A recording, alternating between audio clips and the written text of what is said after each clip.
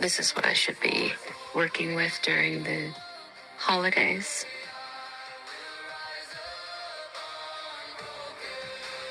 Ms. Crystal, let me be clear. You signed a mortgage, you received a house, and now you don't want to pay. That's not law. That's wishful thinking. With respect, Your Honor, I signed under the belief this was a lawful contract. But Congress never granted these banks authority to make residential loans to citizens inside the several states. So you're telling me banks have been lending money for over 100 years without authority? That's absurd. Not absurd, Your Honor, statutory fact. The National Bank Act of 1864 limited banks to holding real estate for their premises or debt satisfaction. The 1913 Federal Reserve Act authorized only interbank lending. No statute ever authorized them to lend to citizens for private residential property. Even if that were true, and I doubt it, you still receive money to buy your home. Isn't that enough? Your Honor, that's exactly the issue. No money ever changed hands. What they call a loan was created by my own signature.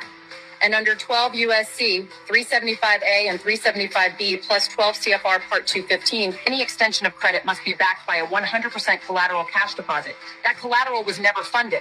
Without consideration, there is no contract. You really think one clause in a statute undoes the entire mortgage industry? Not one clause, the entire statutory framework. Congress restricted them. The comptroller of the currency enforces it. If they can't produce authority from Congress and proof of the collateral deposit, then by law, there is no valid debt.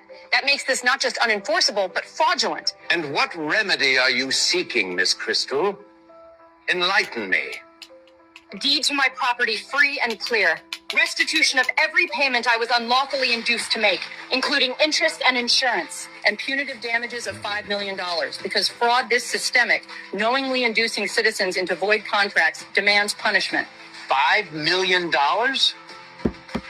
For a mortgage you willingly signed? For a mortgage they had no authority to offer, Your Honor. Fraud vitiates everything.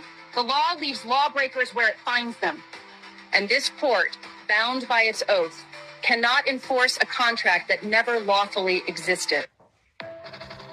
Facts, Jack.